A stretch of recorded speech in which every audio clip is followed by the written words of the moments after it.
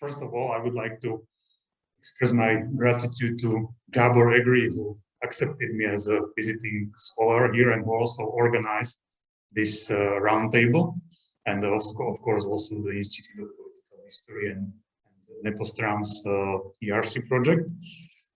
Also, I would like to thank Tamara Che and Rok Stergar for coming here and for their will to discuss my project. I would like to underline that this project is here in early stage, so this is its first public presentation. So I'm really interested what the comments will be, and but I will be, of course, I will be very thankful for any comments, advices, and so on. I think there will be a lot of them, so then I can improve my project. Of course, the end of the 19th century and the beginning of the 20th century was from the point of view of international relations in Europe was marked by concert of Europe, and all the countries were looking for their allies. Mainly France was looking towards east to Russia to find some kind of counterweight against Germany and to avoid the scenario from 1870 when French armies were defeated by Prussian armies, and what led to the unification of, in other words, these allies, or mainly for France, Eastern allies, were very important. And so, but during the World War I, France supported not only Russia, but also mainly Romania and Serbia. We are speaking about their Eastern allies. And during the war, they sent their military missions, mainly the French military mission commanded by General Berthelot to Romania, and military mission commanded by Pierron de Montdésir to Serbia. And of course, they wanted to block as much as possible German soldiers on other battlefield in order to relieve the Western Front. And after the end of the war, French sent the military missions to several states, but I will focus mainly on the missions that were in Poland and Czechoslovakia, and not only missions, but also during the war, Czechoslovak legions were founded in France and Italy. In France, Polish so-called Blue Army, commanded by General Haller, was created.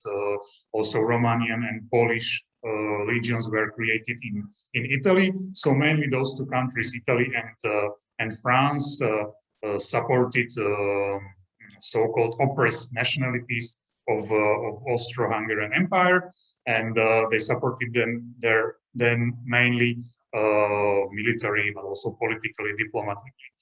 Of course, there was a lot of studies going on this about these missions, but they analyzed it mainly from the point of view of diplomatic, political, and military history. And what I would like to focus more on social and cultural history of what those missions and those soldiers bring with them as the behaviors, and how they shape the relations between army and society. And for this end, I'm inspired by the term of military culture that I will analyze both in its wider sense, but also in its narrow sense. In its wider sense, it's like to find the place of army within the whole society, to see the relations between army and the society. And in its narrow sense, it's rather something like military organizational structure. In other terms, why army reacts at war as it does. And to answer these questions, I had I have three sub-projects.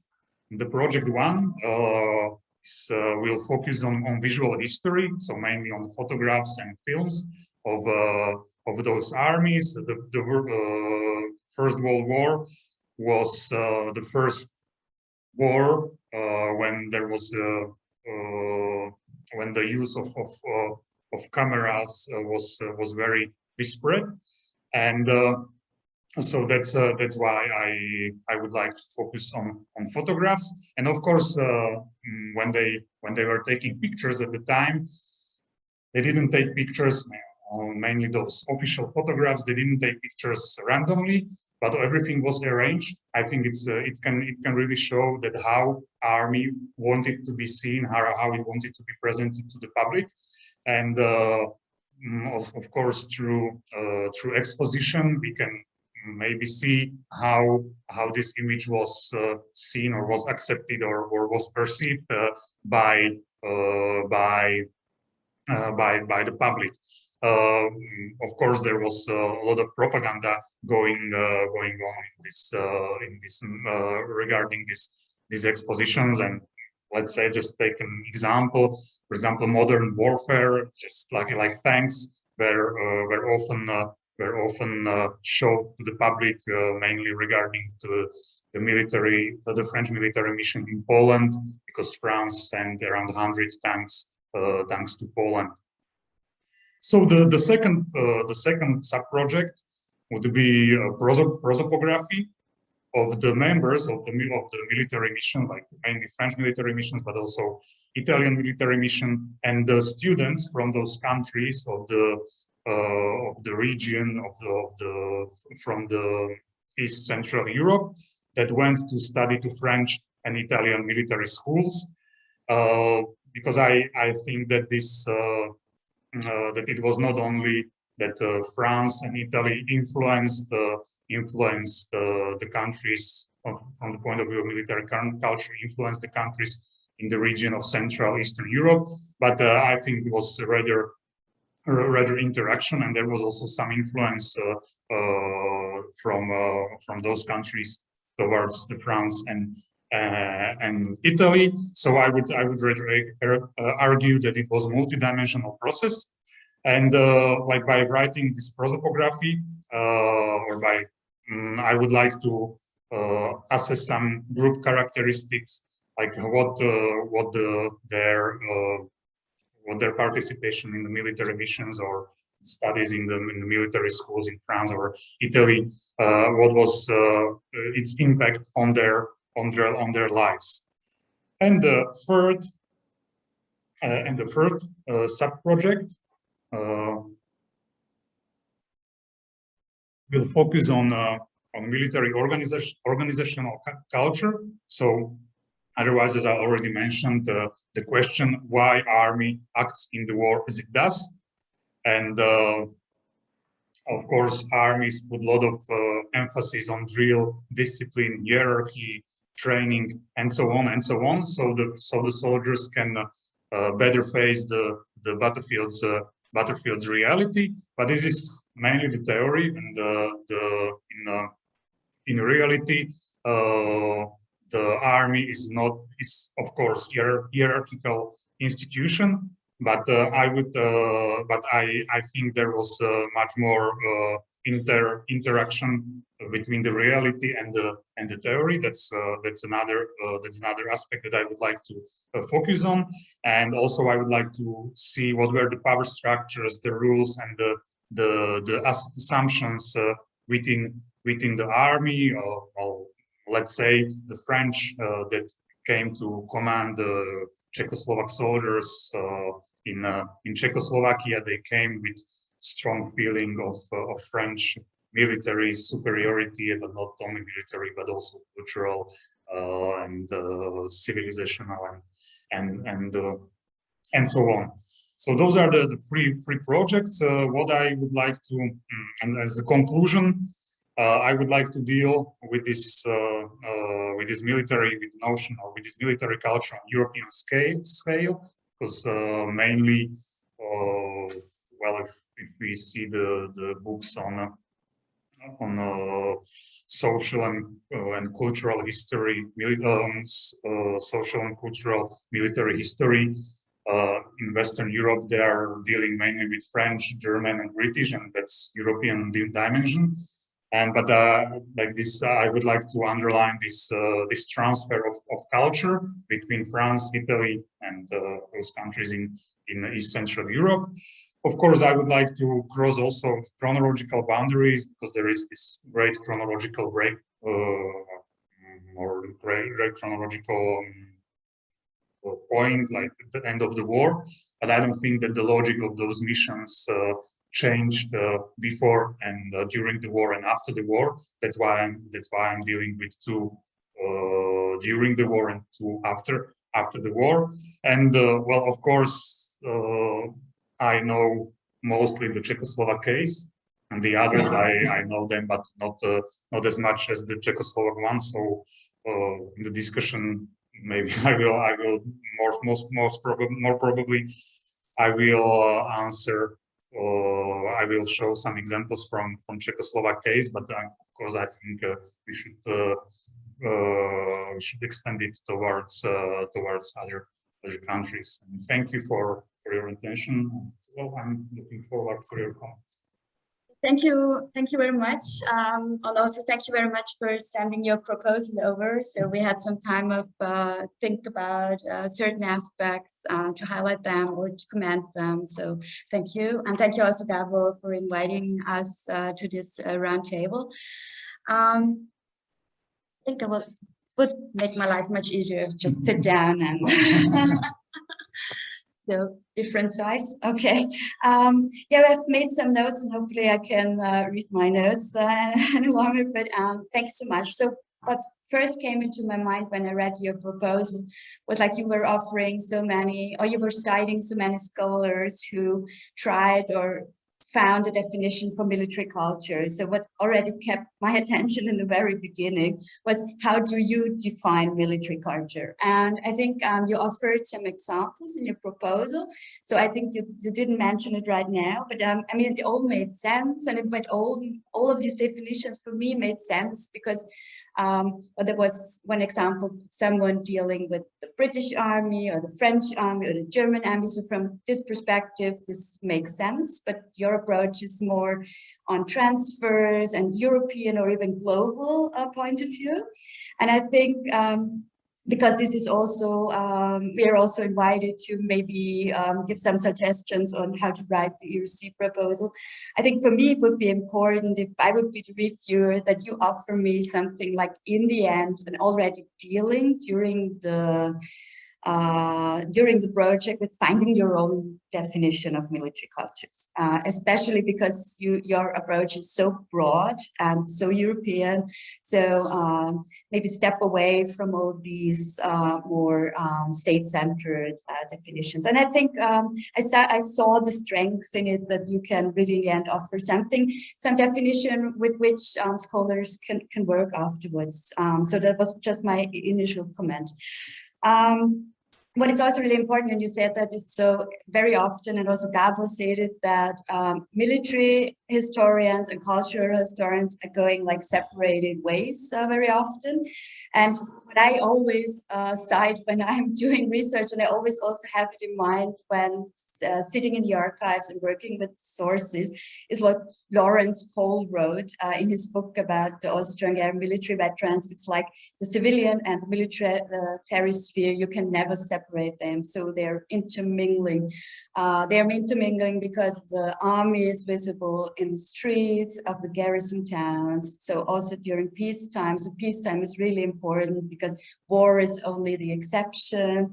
And I think this is also important that from your starting point that you're dealing with in most of the countries, looking back on a long period of peace. So it's something like a peacetime military culture. Well, the war, of course, it was really influential and it ended lots of states' existence and it new states replaced them. But I think it's just 4 years. So it's really important for the long durée to see how the military cultures were in the long peacetime. I mean, it was for the Habsburg monarchy, for example, it was a more than one generation of Habsburg officers who never fought in a war, so they developed their own sense of culture, military culture, I think. But it's never separated. So, and especially, I don't know, it's not the same. And you said that in your proposal that very often the European armies used the same terms or translation of terms, of military terms for institutional matters, but they do not mean the same. This is also what I came across very often. So general staff was not organized the same everywhere, and so were military missions, how they were called, was the military attaché, and so on. So I think this is with the terms is also really of importance. And what so I just get through my notes, and we have done enough time for discussion. And I think it's also, I wrote down French declining. I think it's also like when I look back on Austrian imperial army before the compromise or settlement with Hungary in 1867, French military culture was dominating Europe, but it was steadily in decline during the 19th century, while other military cultures becoming more influential, like the Prussian, German one. So I think maybe if you compare these countries and the military cultures, it would be also of interest if the common sense of these military figures in this country is like something in the French, oh, we're using influence, or now we are in, so we will be the future dominating military culture. I think this would be also of interest. What I found very surprising is, because I did not expect it when I started with researching the Habsburg army, is how much cultural or military cultural exchange took place during the late 19th century already. And it's because I love to work in archives, so, and it's traceable in so many different kinds of archival sources. I've just noted here, for example, which surprised me more or less most. It's like the scholars in the most prestigious officers academy in Habsburg monarchy in Wiener Neustadt, the Militär-Theresianische Akademie. And if you look on the scholars, there were even 2 Japanese, and there were future officers from the Ottoman Empire, there were French, there were German. And so there was already such an exchange, and they were sent there as young officers, and they traveled around as scholars through the Habsburg monarchy, get to know the Habsburg monarchy. And I think because also very many who later became officers in the Habsburg army did the same, so they studied abroad. And I think these schools could maybe on a, not a top down perspective, but from a somehow bottom up perspective when it comes to institutional framework, they can tell a lot about how they influenced each other and what they saw, what they taught, and what is really important, what they afterwards wrote, especially in army journals or in this officially or unofficially army journals. And because you mentioned the pictures, and you can find also lots of pictures in there when they report from different countries. And I think would be really of interest, so how they perceived French uniforms or decorations or whatsoever. So, and what surprised me most is that there was really such an exchange, and I'm so happy that you're going to work on this topic, because it will really fill a gap in military history. But what is also, and I come to my more or less last point for the moment, is like, so when looking on Austria-Hungary, and I know we all know these huge and important historiographical works about the French army and the British army, and they always come along like the British army's culture, but in fact it was not. I mean, there is so many, like you do not even have to leave England or the island to see that there is a Scottish military culture, and so on and so on. And So all these who present themselves as being just a bloc, that they were not, and also in Austria-Hungary. And I think it's really, so Rock and I talked about that over coffee today. It's like you have this Habsburg Count K army, which somehow seen themselves as a supranational institution defending the monarchy. But at the same time, you had a military culture of the Honved, so the Hungarian national army, who already at the same time in the same country followed a totally different military culture, and within and very often not researched in that framework is that there were also the domobranci. So what was seen as to being the defenders of Hungary, the same took place with the domobranci in Croatia. And then you have at the same time, and often in the same garrison town, you had on the one side the joint army, and then Honved, domobranci, like becoming visible in a civilian town sphere, but in representing totally different military culture, so to say.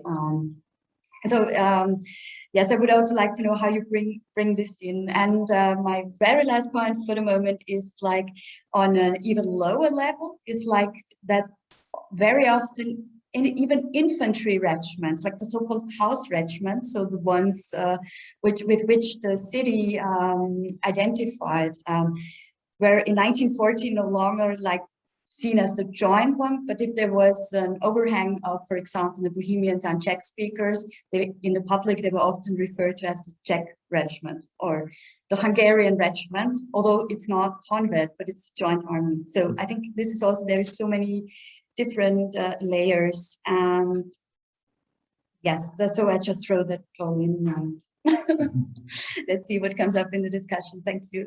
So first of all, thanks Gabor for inviting me, and thanks Michael for giving us some food for thought. It was really interesting reading your proposal, but I also have to admit that I kind of feel like a fish out of water after 2 years of online conferences, here being in person, talking to real people without being able to hide behind my computer or turn my camera off and go grab some coffee or something is kind of disconcerting. But I hope I can manage. The thing I was kind of trying to focus on when I was thinking through reading the proposal and thinking about these things are the research questions. And the one that kind of I'll try to focus on is connected with my own research, but perhaps also with the fact that we're here at Gabor's Institute, where this ERC is taking place, that focuses on post-imperial transitions, and we are kind of all doing this the last few years. So the thing that interests me the most is the continuities and ruptures within this military cultures framework. So I'm thinking of a couple of different examples, of course, here that you want to look at. Romania, Czechoslovakia, Yugoslavia are of course different. Whereas in the case of Yugoslavia, you have on one hand the Serbian tradition that was deeply connected with the French military traditions. I mean, the king himself, Peter Karađorđević, was a pupil at Saint-Cyr, I believe, before the war. I mean, some years before the war already. So the French influence was nothing really new for the Serbian and later on for the Yugoslav army. But on the other hand, of course, in the same army you can find lots of officers who came from Wiener Neustadt, from the Austrian Military Academy, or the other military schools of the Habsburg Empire. On the other hand, of course, in Czechoslovakia, you have this Austrian or Habsburg military culture very much present from the very beginning, and the French is mainly, or for the most part, entirely new. You don't have this Serbian component that you have in Yugoslavia. So this is something that that I find fascinating and worth looking into. I mean, there's been already some fascinating research on the Yugoslav army, for example, by Belgrade historian Milan Bjelajac, for example, and there's a Croat historian whose name somehow escapes me, who did this research as well. There's some of this in John Paul Newman's work, and this is fascinating precisely because it's looking at the officers who kind of are the bearers of this military culture in this narrower sense of the word, that come from two different traditions. One is the Serbian tradition, to a degree also the Montenegrin separate tradition, but both of those were heavily influenced by the French.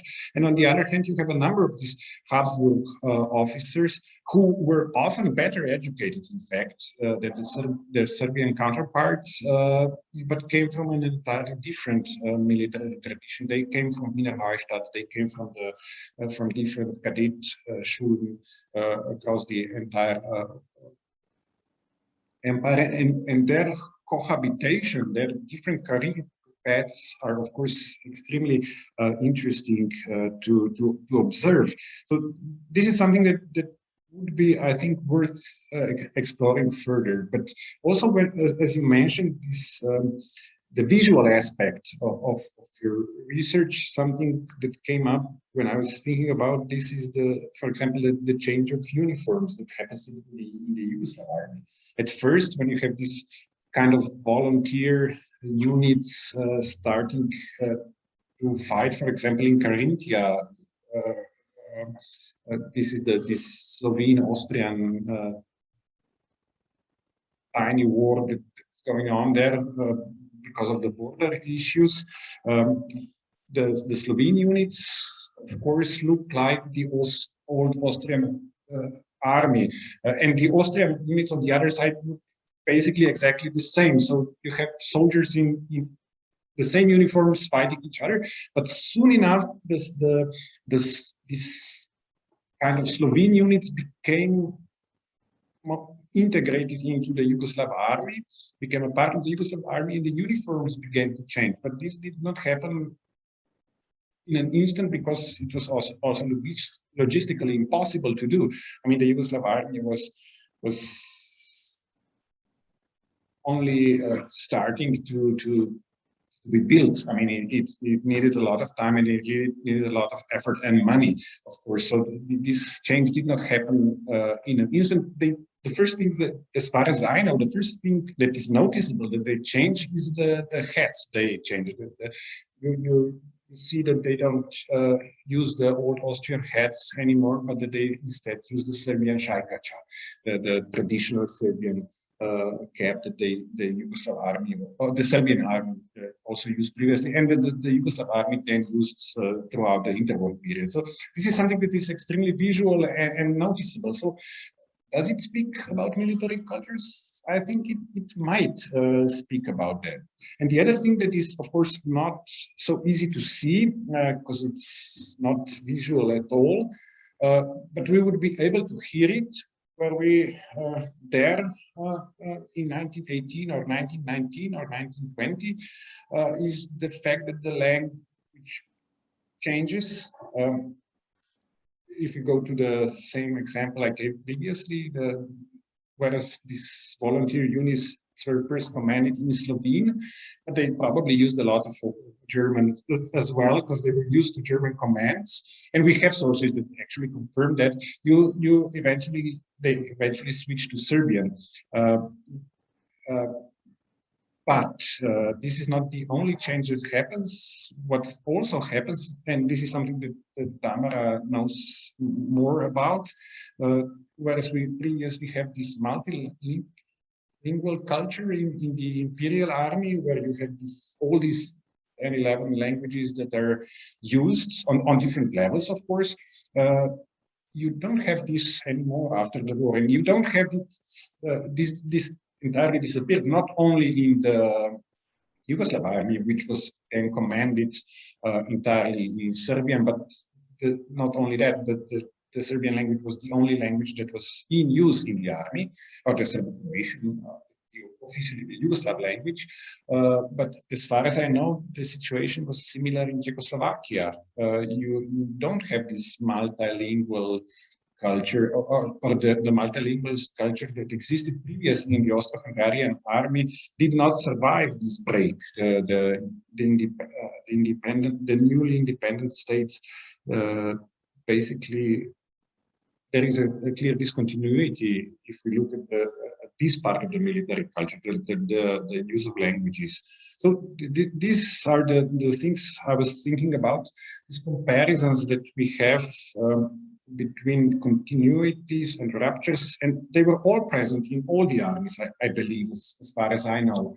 But to a certain degree, there were perhaps more ruptures in some of the armies. If we are looking at these larger questions, the military culture, then in the other, there were more continuities in other armies. Probably the Romanian army had more continuities. There were more continuities present there because it continued as the same army with, of course, a larger state at its disposal, if I may put it like this.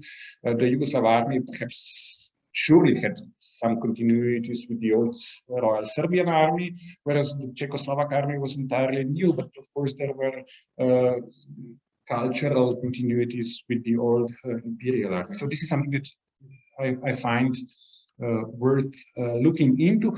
Also, within this scope, precisely these differences between different states, Yugoslavia is similar in some respects to Czechoslovakia, but it also is different.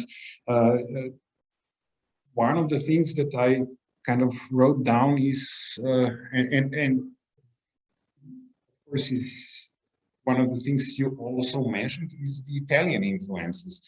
Whereas the French are present across the entire region, the Italians were, as far as I know, not. Yugoslavia was, after all, after the war, an antagonist, and I don't think that there were any Italian missions of that kind present in Yugoslavia, whereas there were, of course, an ally in Czechoslovakia, and their role there was, of course, entirely different. I mean, the Yugoslav army was the potential enemy.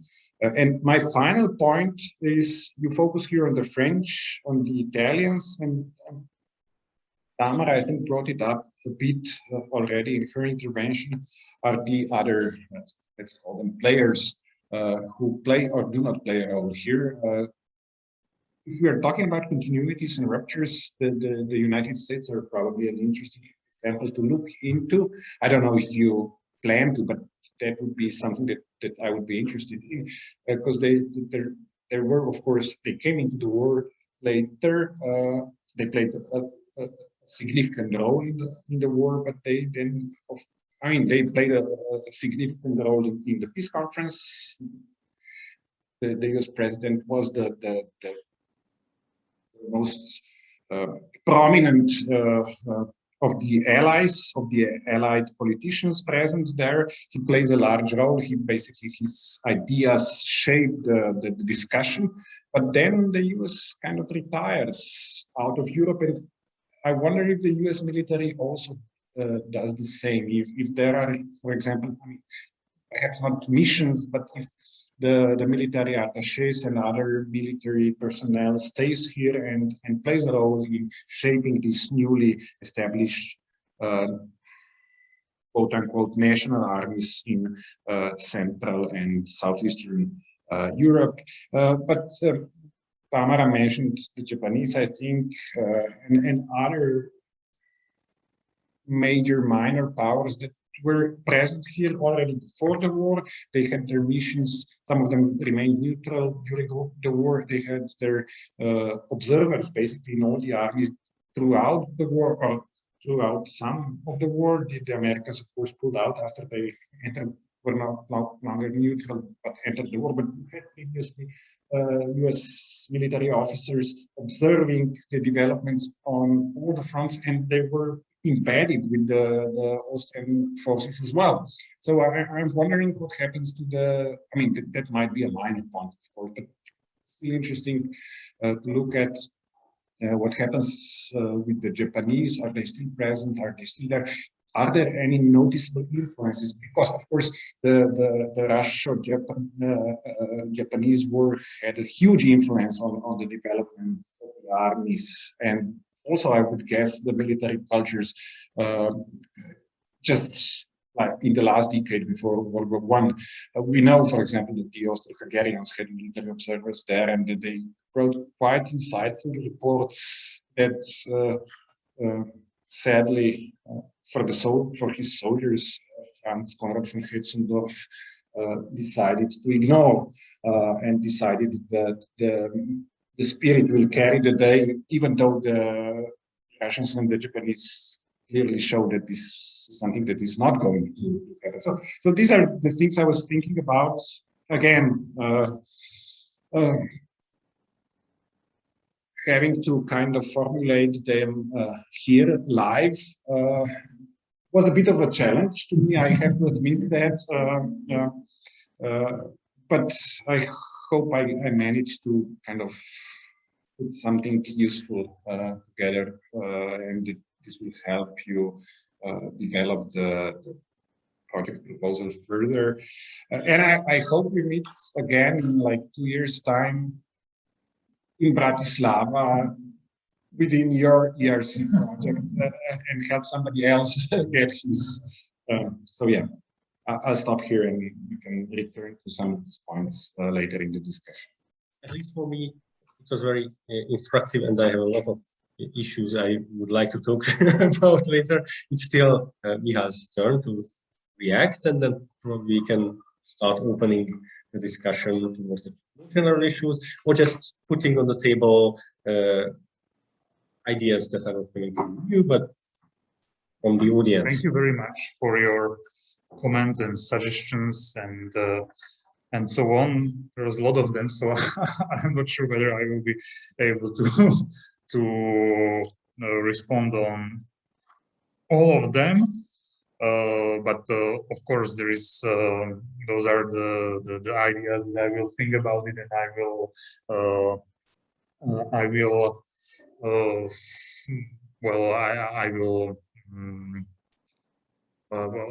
my thought that I will explore later, and I'm sure they will be very useful for my for writing my application. Well, I will start from the end because I still remember what Rob said. So about Japanese, I think there is this Japanese influence. I think there is very important. There is one important thing, that there were Czechoslovak legions in Siberia, and they were fighting with like the Japanese were officially their allies, and there was a lot of influence because, of course, the Japanese wanted to. Yes, because of the Trans-Siberian, they wanted to expand their sphere of influence, and so on and so on. But there were not only Czechoslovak legions. Of course, Czechoslovaks were the most important part of those legions. But there were also Poles, Yugoslavs, Latvians, Romanians, and so on and so on. But well, Czechoslovaks were around 60,000, and the others they were around 1,000 or 2,000. So maybe we can explore this about the missions and those let's say military attaché. Well, it's everything is how we define it. Because when I'm speaking, of course, I didn't define the missions at the beginning. But when I'm speaking about missions, it's something that is significant from numeral point of view, at least 100 officers. Because there was, for example, Italian military mission in Romania, but I think there was like 5 of them or something like this. So it has some influence, but the influence is not that important. There was also Italian military mission in Poland in 1919, but I don't know how many they were. I suppose around 5 or 10. But the Italian military mission in Czechoslovakia, it was around 100. If I'm not mistaken, 100, not around. It was 135 officers. So it's really, and they were really commanding Czechoslovak army, Czechoslovak legions on the field. so that's like to better or to be more precise about the missions. Of course, this question of continuities and discontinuities is very important, but that's also, for example, in the case of Poland and Czechoslovakia, and well, also Yugoslavia, this discontinuity was much stronger than in the case of Romania, and that was also like how one of my research questions is like how the French helped to build a democratic army instead of this imperial oppression army that oppressed poor Czechs and Slovaks or Poles or whatever. So it was also this discontinuity, but as you said, there was also a lot of continuities because where there was a lot of French or Italian officers, but there was not enough French and Italian officers to replace all the officers from Czechoslovak army or from Polish army. So when this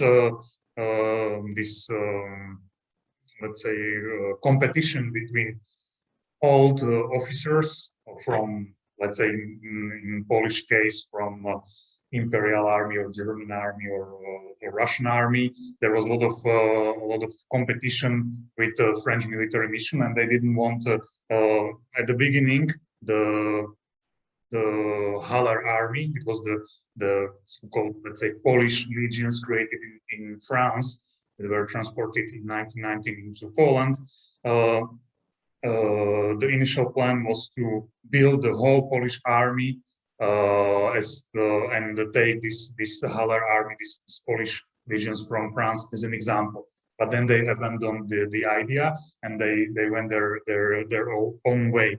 So yes, I think this question of continuities and discontinuities is very important also regarding language, because yes, that was something that was very important.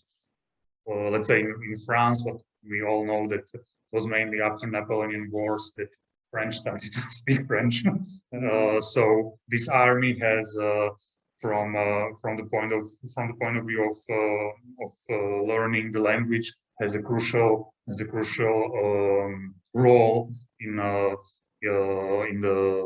Czechoslovakia, Poland, or the other countries. About the uniforms, I think it's very good point, because let's say also for example, those Polish legionnaires from France, they had another uniform. They had blue uniforms like French army, and also Czechoslovak legionnaires from Italy had different uniforms as those from France. So, and of course different uniform as former Austro-Hungarian army. So this is also this very important visual aspect of these missions.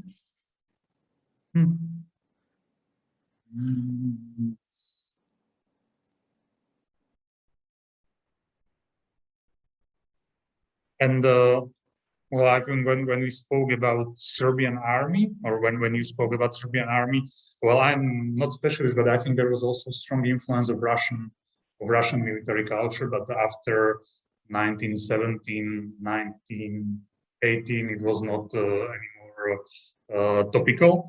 But yes, it's true that mainly this French military culture was very, from those four countries, was the most present in Serbia. Okay, and now to the remarks of Tamara.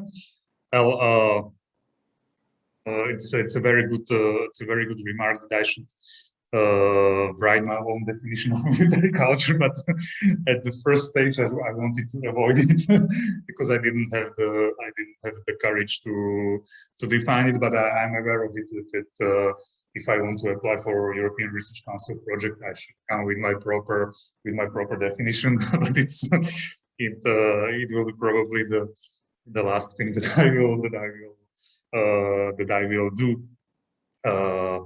And that's also what you pointed out, that there was it's different military culture during the long peacetime and during the war, and also that's a little bit linked with the comment that Rob did about the continuity and discontinuity, because of course when you start when the war ended in 1918. Ended on the battlefield, but it didn't end it in the heads of people, and it continued. And if like this cultural demobilization of John Horn, it could be very very useful. And of course, it will be also very interesting to look, on the military exchange in the end of 19th century, because that's what I presented.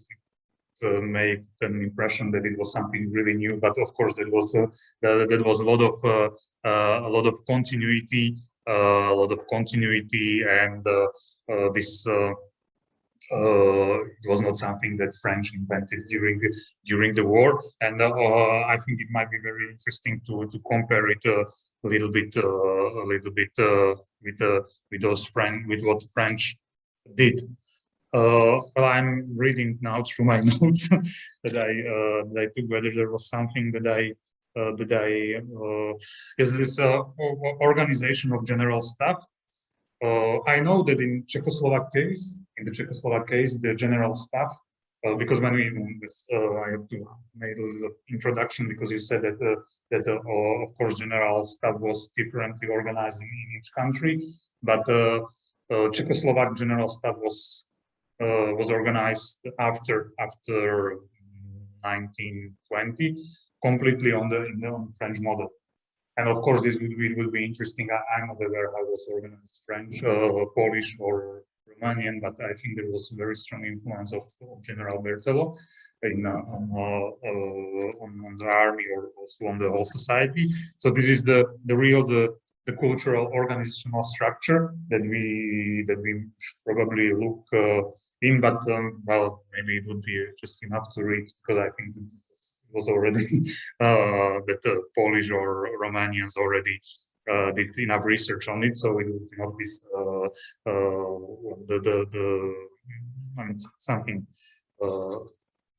something that will be the contribution of this my project. I know maybe if I forgot something, or you want to add something, just because I was writing notes, but I know that you are recording it, so I was counting. Well, okay, maybe I don't have to write everything. I can listen it later. So if you think that if you want to add something or have another questions, not hesitate. Everything I have heard here points to several more theoretical issues. First, how interesting and important it could be to compare these armies, because when Tamara spoke of the many armies within one armed forces, so to say, of the Habsburg Empire, with the Domobranci, the Honvéd, the Landwehr, and then during the war probably you can add the Népfelkelés, Volks, and so this is I was immediately thinking of whether you can use this kind of differentiation within the army in the Czechoslovak case, for example, to put alongside the legionaries and the regular army. If you think from the perspective, from that kind of, from even if you look through the lens of your research questions, for example, the image of the army, I can imagine that there was something different between how the legionaries represented as a kind of armed force and the regular army, even though there was a connection. But if you can probably find these kind of nuances that somehow this is still something. They are the real heroes, and the regular army should still prove himself in the conflict, which it didn't, but it was not necessarily the army's fault. The other very interesting issue, but that's the hardest probably to research, because you really need luck, is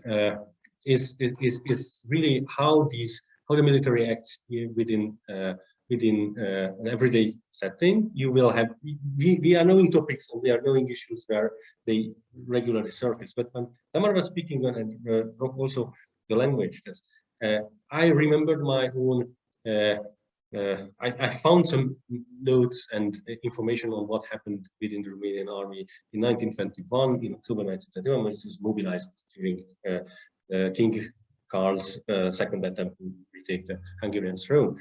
And it was a Hungarian observer, so he was willing to write everything down that was easy to interpret as some kind of longing for Hungary, return to Hungary. And he noted that these mobilized guys were actually singing Hungarian songs there, even though if they were Romanians, they were using Hungarian words. So these are those nuances that tell something about the lasting effect of some kind of traditions. Whether you qualify the military culture or not, that's up to your definition. But nevertheless, that's interesting and also shows a certain. And the third one is a more general issue. And I think that it's really important to think of theoretical terms, because if we started that military culture is a way to connect social history and or the history of society and the military. And you also mentioned that kind of qualifiers we used to attach to the army, democratic army, or an aristocratic army, an imperial army, a peasant army. These are coming from social history. Okay? So how we can fill these kind of qualifiers with real analytical content. And that could be very important. That could be a really important outcome of such a project, I think. And again, just give an example.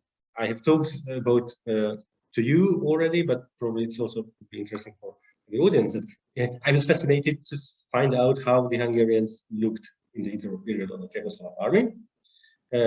And they qualified it as a petty bourgeois army because in their eyes, it lacked all of that gentleman-like qualities that was important for proper army. So according to these reports, Czechoslovak officers were reluctant to duel. They just run away if someone slapped them in their face.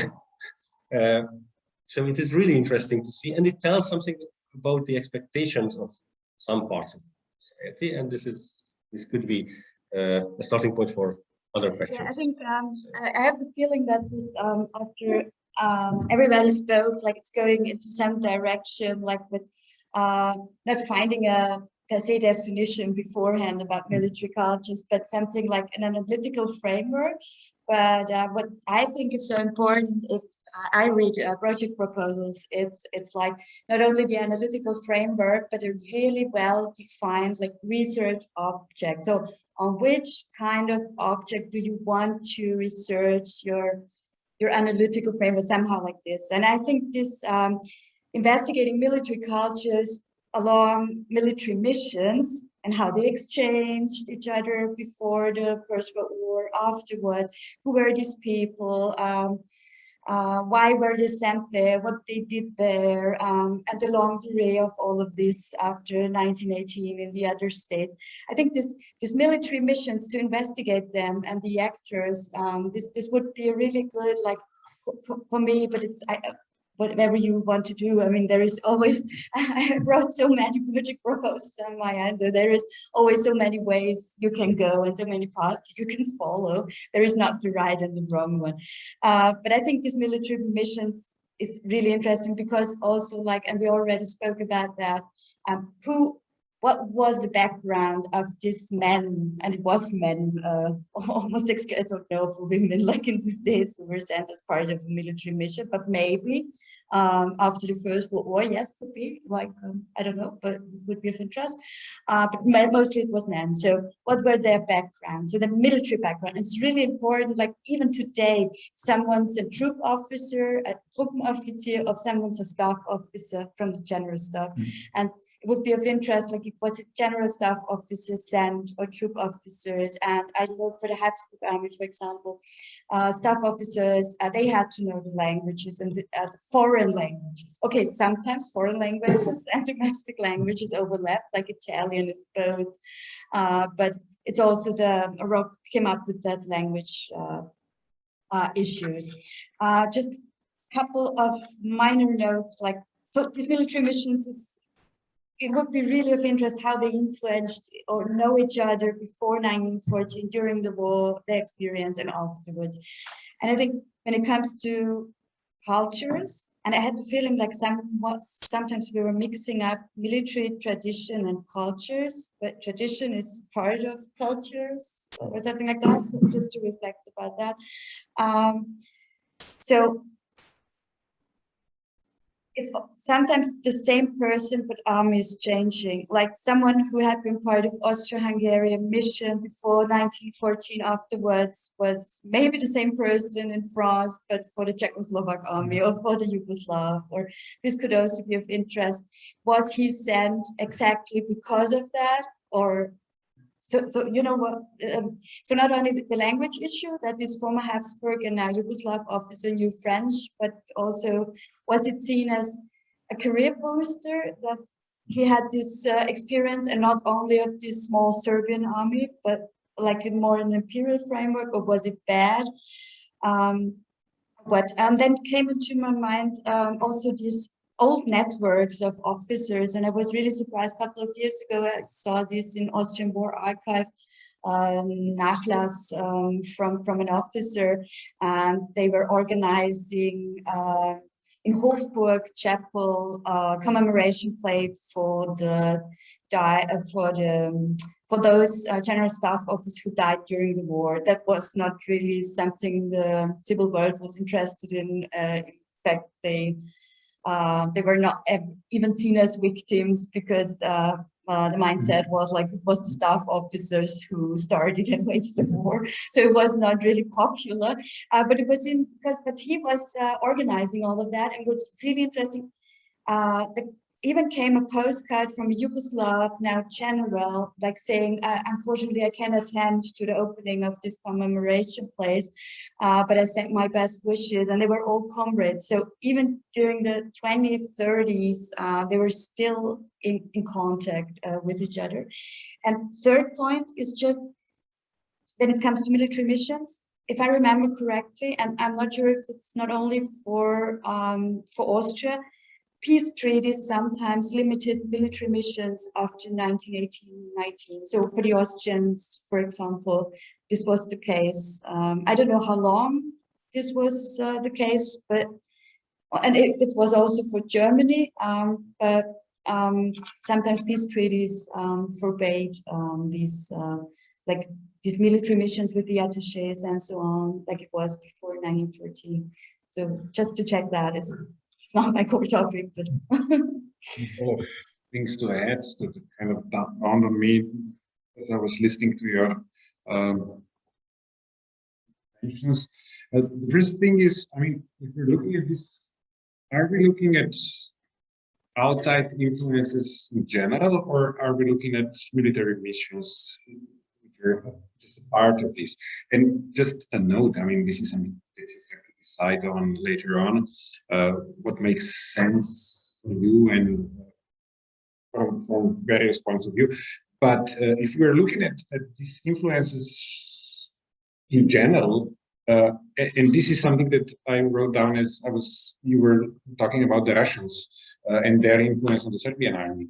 But actually, the influence did continue even after the war, as the Russian Empire disappeared. And of course, there was no direct contacts with the newly established Soviet state for a number of years. Basically, Yugoslavia was a staunch opponent of the Soviet regime.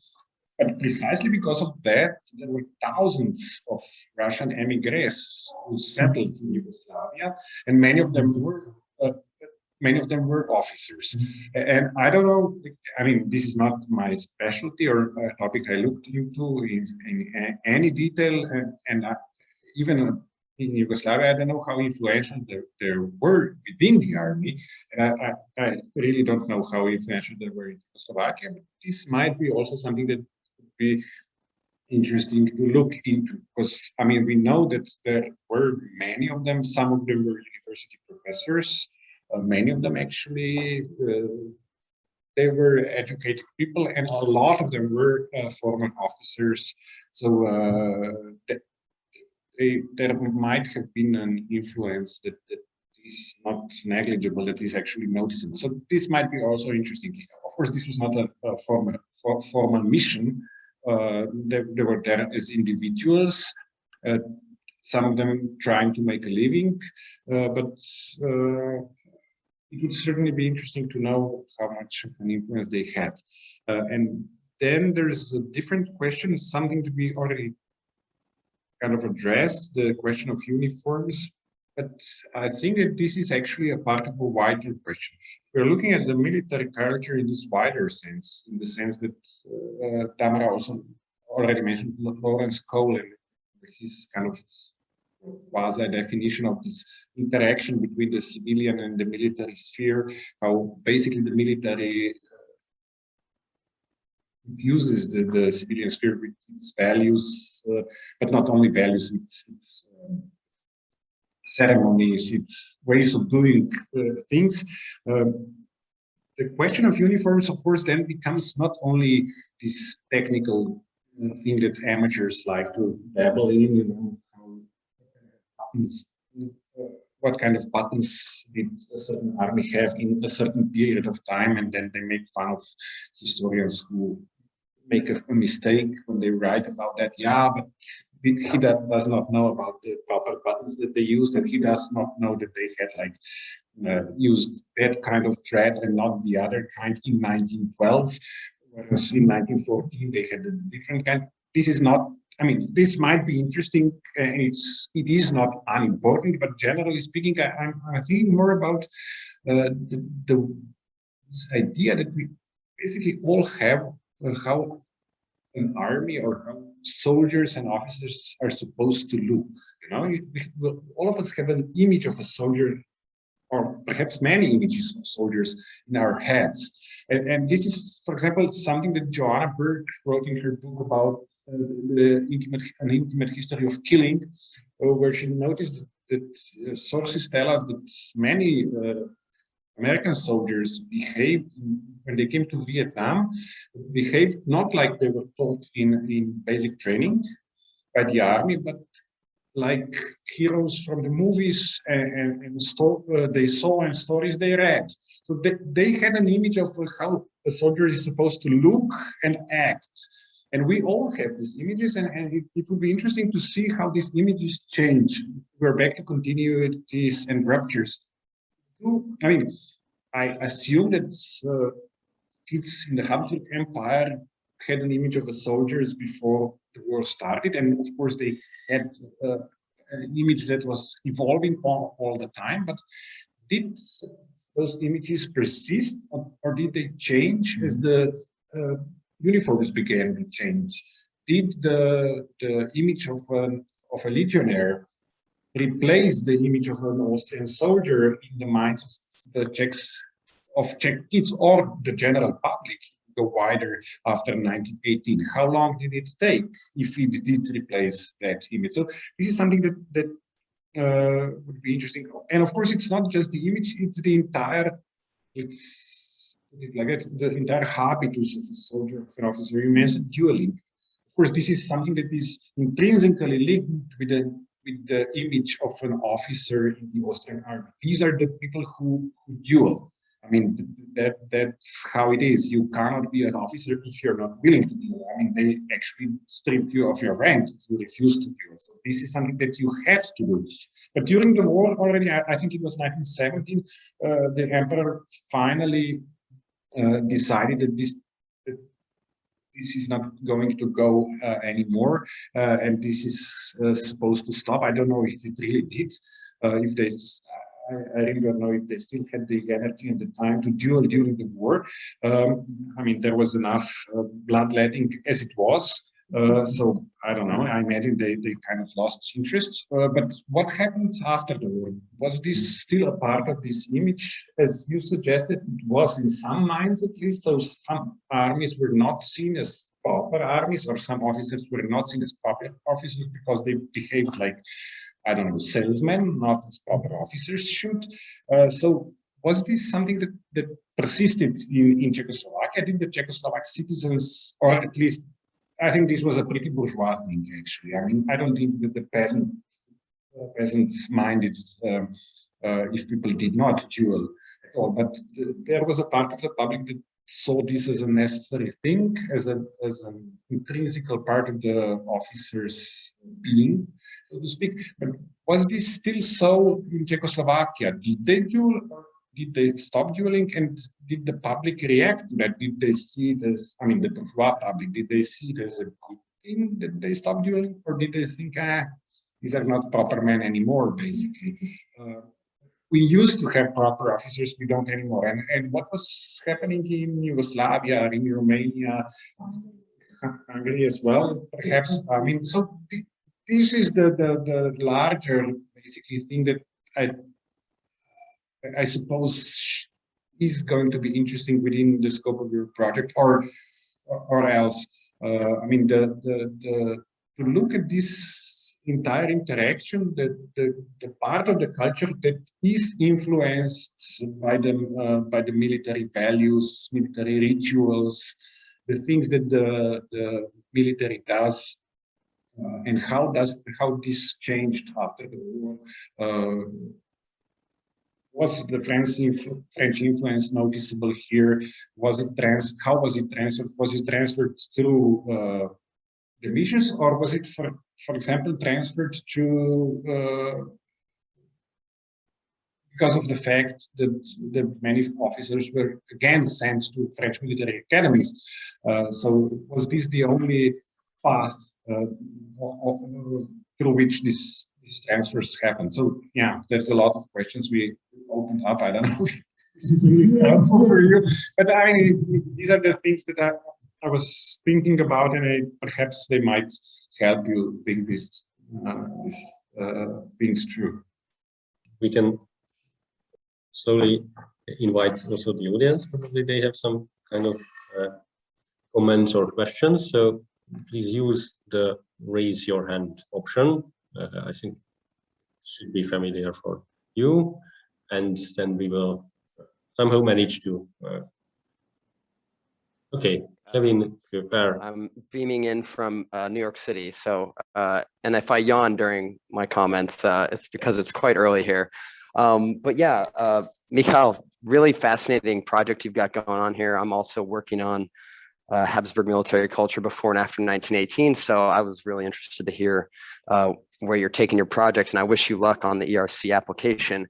I would just like to follow up Professor Scher's comments about defining military culture. I think it's obviously really important to construct your own analytical definition. You know, as a researcher and a scientist, I think it would also be illuminating to pay attention to how contemporaries, how officers themselves at the time defined military culture. It's not like they were using the term military culture, but I think they were often using something similar. So in professional military journals before the war, you often see references to like Armeegeist or Militärgeist or something like this, sort of the spirit that animates an army, Regimentsgeist as well. And then after the war, at least in Czechoslovakia, which is where I work on, you see vojenský duch and things like this. So I think, military culture is an analytical term for us today, but it was also a very real presence in these officers' lives. So maybe looking at how they defined these terms in their journals and in their sort of pan-European professional military discussions might be a helpful way to unpack how these officers on these missions were planning to influence or create a democratic or Czechoslovak military culture in real time. So yeah, great project, and I look forward to seeing where it goes. Okay, Matthew Garhausen. Hi, Mihai. I was really fascinated to hear about your interest in photographs and looking at the photographs of these military missions and from before the war. And I don't know, I'm working on a project about photographs in Hungary in World War And I don't know how much, what you've read on this or whatnot, but I would say photography, I think, is a great source, but it's also sort of sometimes can be difficult and the literature is vast. But I would suggest, if you haven't looked at a couple books that if you haven't, or books or scholars, if you haven't looked at them, that could be useful in your quest to analyze and interpret these. And if it's okay with Gabor, I'd like to just paste them into the chat and then you can have the citations. But I think, of course, Anton Holzer is the main person to look at for Austria-Hungary, but also Bernd Hupauf is also really great. And since your project seems to be transnational, involving the Allied armies, as well as these successor armies, somebody who you would maybe want to look at, but is outside of the European context, is a woman named Sandy Callister. And she works on photographs about the Anzac armies being sent from both Gallipoli, but also from the Western Front. And what I think is really great about Callister's work is that she's very interested in how the photographs not only function for soldiers who are being photographed and taking these posed photos and sending them home, but also how they're received and understood at home by audiences back in New Zealand and especially in Australia. And I think that her focus on the sort of use of these photographs would probably be really useful to you as a thing to think about for your own understanding of military culture and the role that maybe these photographs could play in it. So I hope that helps. I think you just have a fascinating project, and I'll share those citations in the chat. Thanks, Gabor. Thank you very much for all your comments and suggestions and advices. Well, I will maybe shortly comment on what Gabor said about the real heroes, legionnaires, and the army that had to prove itself. I mean, it's very interesting. It's very interesting because actually those Czechoslovak legionnaires, if you know something about Czechoslovak military traditions, the Czechoslovak legionnaires are the best soldiers in the whole world. And they fought on, if we speak about Italian and French, they fought on French, on Italian front. But when they came to Czechoslovakia and they occupied Slovakia, and the war with Bolshevik Hungary started, I mean, they completely failed. I mean, there were, at least if we speak about 20,000 of Czechoslovak legionnaires that were well-trained, well-equipped. They were together for 1 year, and they were supposed to be the elite forces of the army. I mean, with all my respect for Hungarian Bolshevik army, but it was not the strongest army in the whole world. And they were supposed to defeat them without any problem. And they had to do something, and suddenly they completely failed. It's not only the Italians failed, and at the beginning it was the Italian military mission who commanded them. Then from the 1st of June, it was French military mission who commanded them, and they failed too. But until now, we have the image of French military mission that saved Slovakia for Czechoslovakia. Actually, they didn't save anything. The Hungarians retired only under the influence of Paris Peace Conference, or the Paris Peace Conference asked them to retire. And of course, there was this Romanian army that was approaching. So, but in the reality, when they have to fight really, and they were, of course, they were patriots or nationalists because they were prisoners of war, and they drafted in the voluntary army. So there was no question that they were not motivated. And but this is very interesting how they deal with it in interwar Czechoslovakia. I mean, lately we published paper on the topic how Italians dealt with it. So they in a military commemoration in interwar Czechoslovakia. I mean, they were not speaking at all about General Piccione, was the leader of the Italian military mission.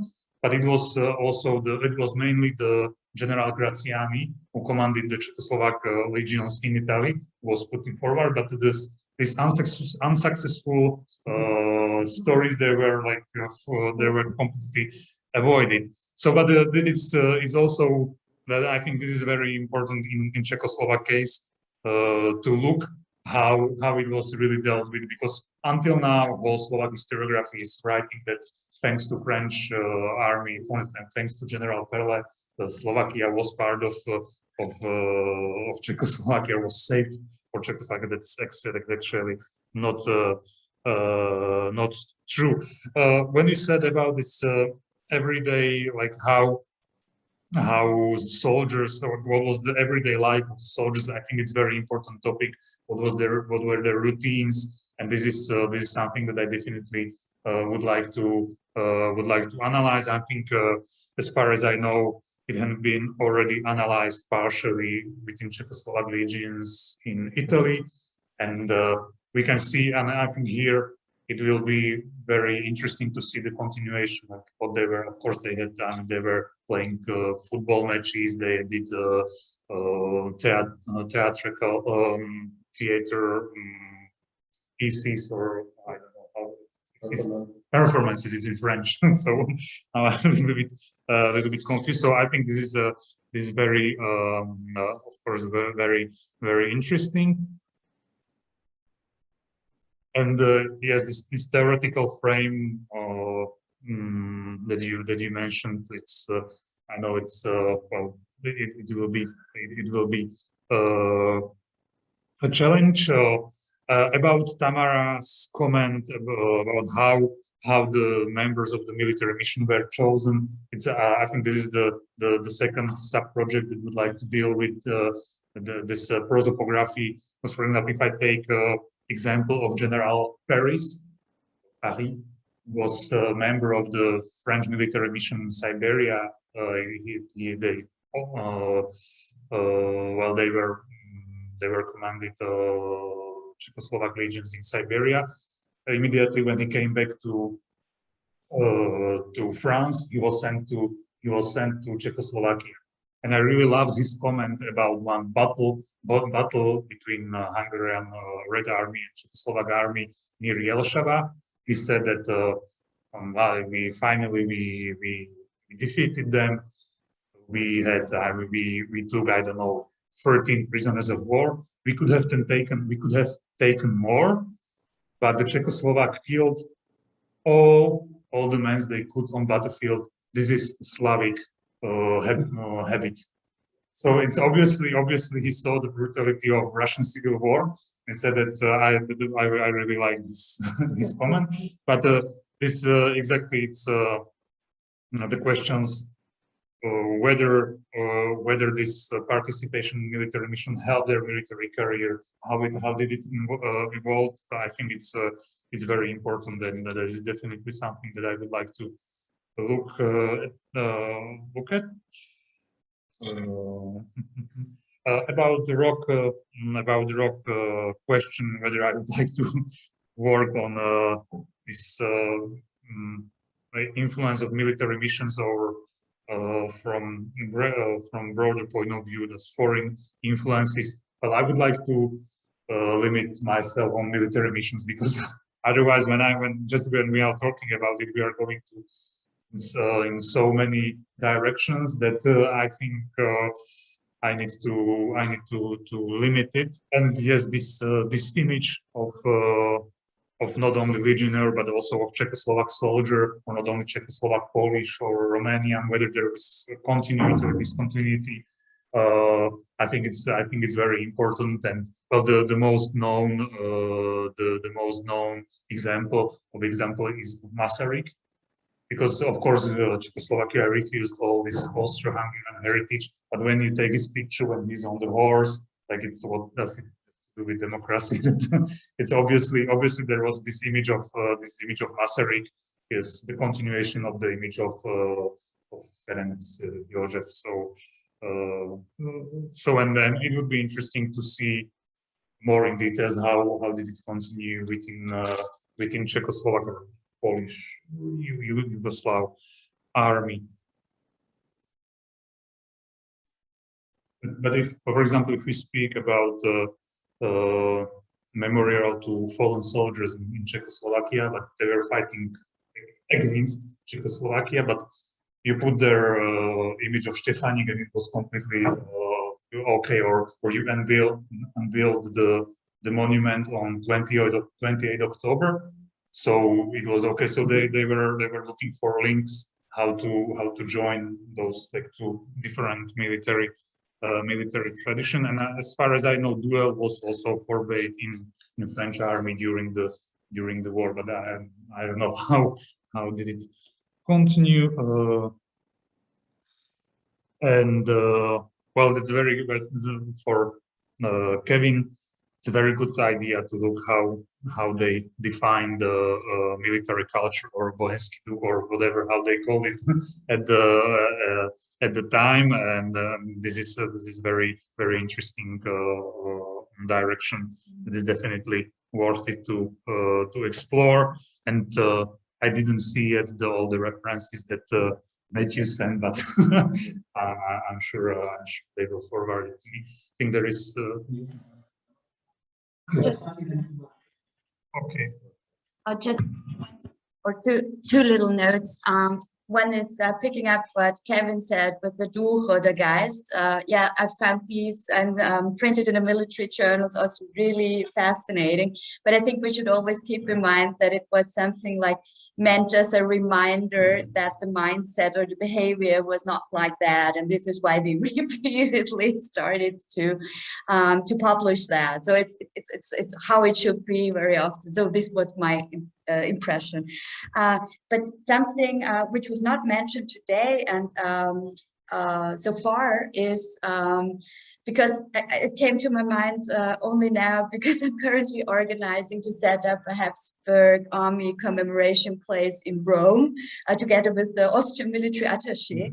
And so I think it was the same after 1918. So it was the commemoration of people in the other countries, and when it was, so this spot or place was, for example, fallen soldiers of the French army in Italy. It was mostly the military missions or the attachés who were behind these celebrations, how it was set up. And I think maybe this could also be of interest for you, because you can then see what is allowed to be placed, how did they mention, which languages do they use, did they do it, or did others not do anything? And especially Hungarians are really strong. So wherever I came in the world and there was some Hungarian related to something with army or war, there is a breath there laid down by Hungarians with Hungarian colors. So Hungarians are mostly active, I would say, in the world with this. But I think this is also something someone has to put that, is it the military attaché together with the veterans organization or who? And I think this is also something where you can trace it from before 1914, remembering previous wars, and afterwards mostly remembering the First World War. Yeah, so because it was not mentioned. Ivan, just a moment. Hi everyone, thank you. I hope you can hear me. Actually, I mean, I had a question for Michal, which goes into another direction, I would say. I mean, if you want to work on these missions, then probably this question doesn't make any sense, I would say. But if you expand the topic as the others were saying, then I don't know if this could be of any use. But the first thing that came to my mind was the problem of paramilitarism in the interwar period. So I was interested to know, do you think that there is a space of also tackling this issue in the sense of how military culture is perceived or monkeyed by some paramilitary groups, and also if there is any kind of connection of, again, trying to understand what armed group or military group can be, how it can be presented or understood by armed associations. For instance, I'm thinking about the work of Claire Morellon. So it's just something which came up to my mind, but I don't know exactly how much this fits the issue of military culture, but maybe this could be one of the issues that could be raised by someone, evaluating the research project. It reminds me one of my mistaken, here paramilitary, because I think that could be an interesting question, and you can extend it towards a more theoretical formulation. So what kind of practices and ideas were both hardening and also blurring the boundary between the military and the civilian? In the case of paramilitaries, you can sometimes find let's call it civic activism. So but turning into something that is paramilitary, if it's not civic activism, but more of this kind of counter-revolutionary paramilitary activity, there is still the issue at one point whether to integrate them, what to do with these guys who suddenly could become the heroes of the day or whatever. And this is, for example, an interesting issue in the case of Burgenland. And on the other hand, there is another counter tendency, which is also probably connected with the First World War as well, and pertains to the Czech legionaries who became settlers, for example, in southern Slovakia.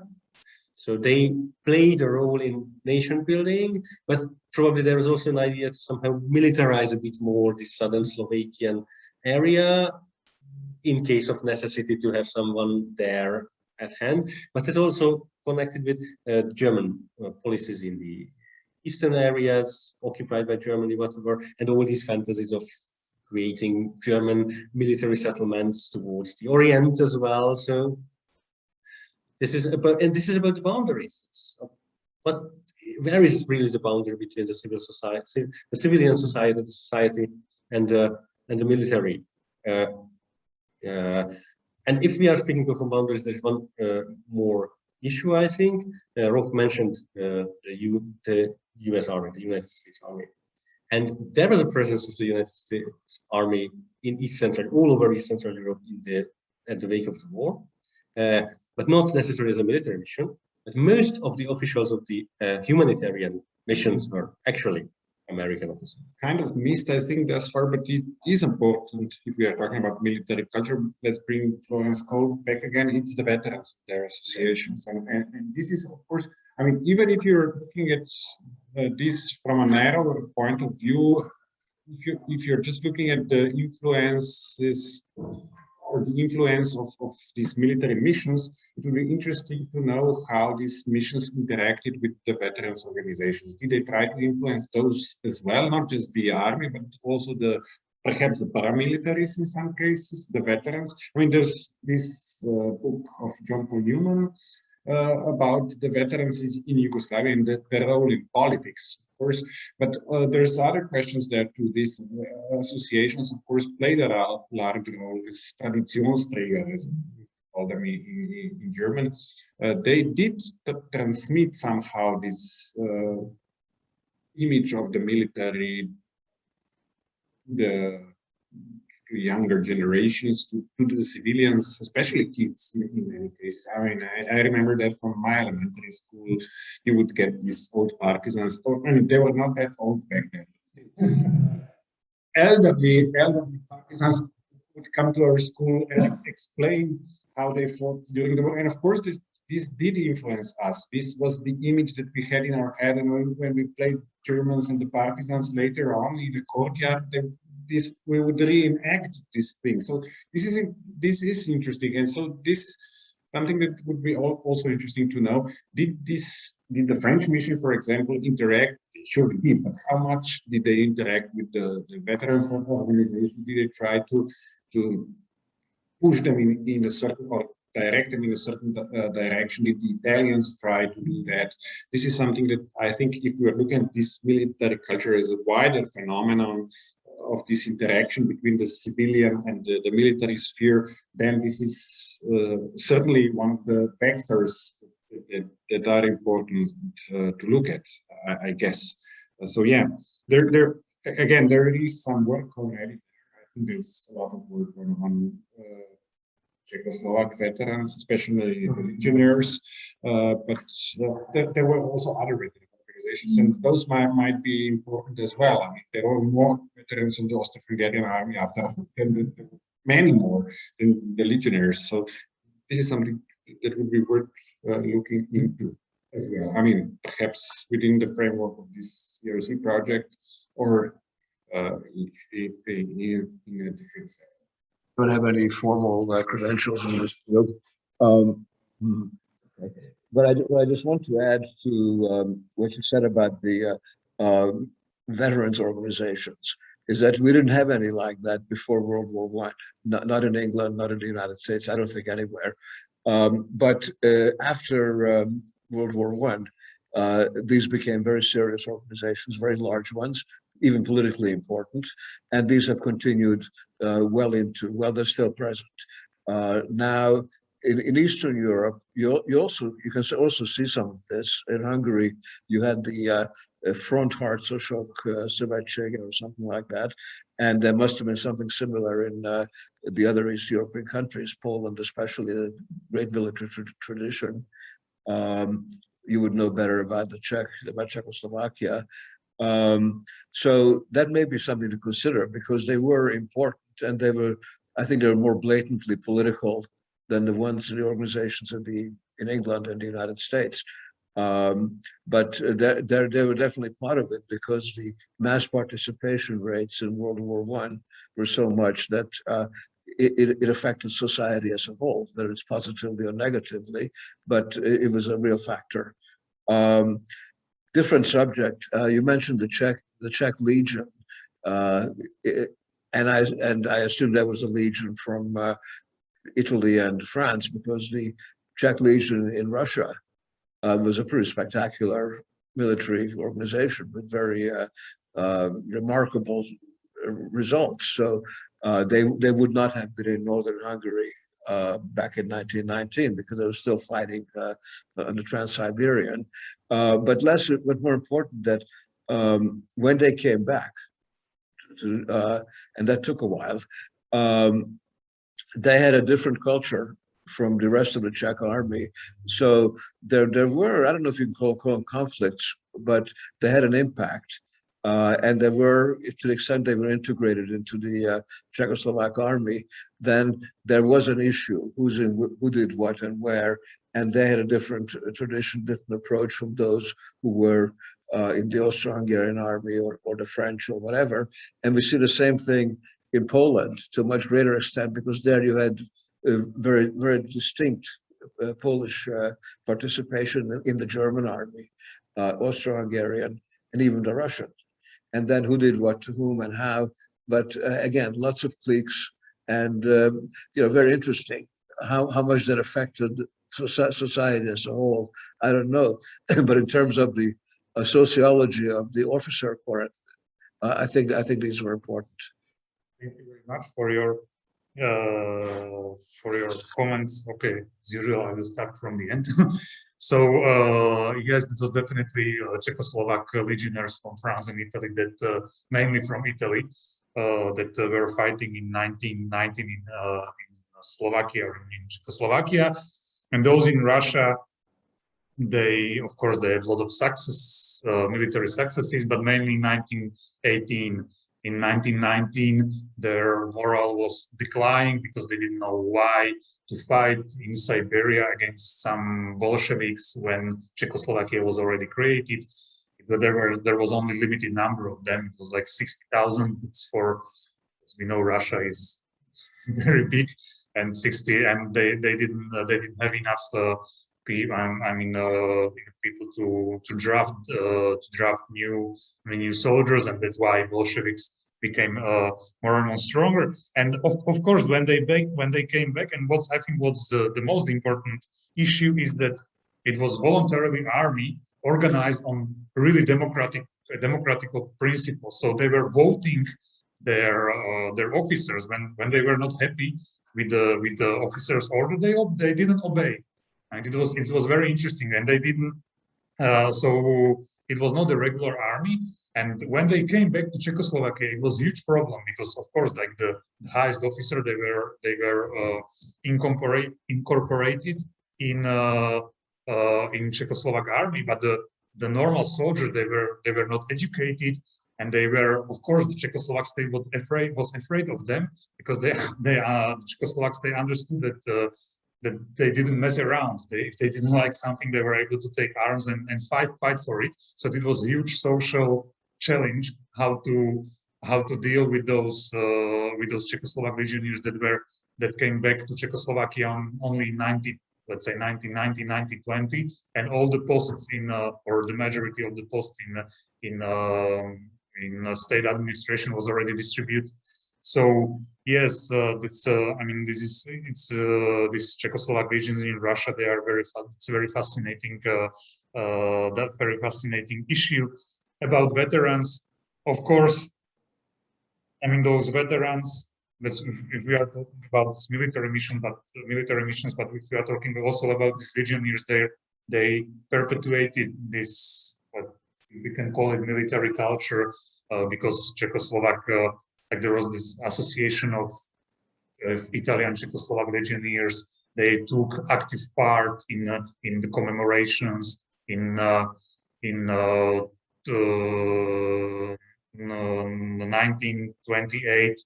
They organized the trip, like the big trip to Italy, to the battlefield where they fought. And so of course these veterans, they played a key role in this I don't know, cultivating of memory and military culture, in this case Italy, or in other cases another countries.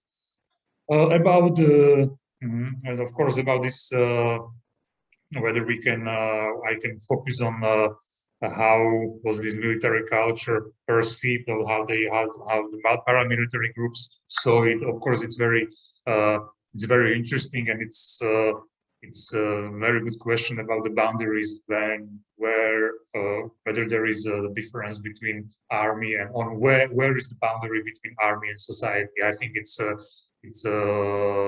the boundaries can move and often move. So there is not something like, okay, this is only what's happening in army, and this is not something. This is not something that only happening in society, even if it can be perceived this way at the first glance. Well, about the monuments to fallen soldiers, I think this to be linked mainly with the veterans, and of course also with military missions. I mean, the very important monument in those countries is the monument to French soldiers in Belgrade, like the most popular one, if I can say.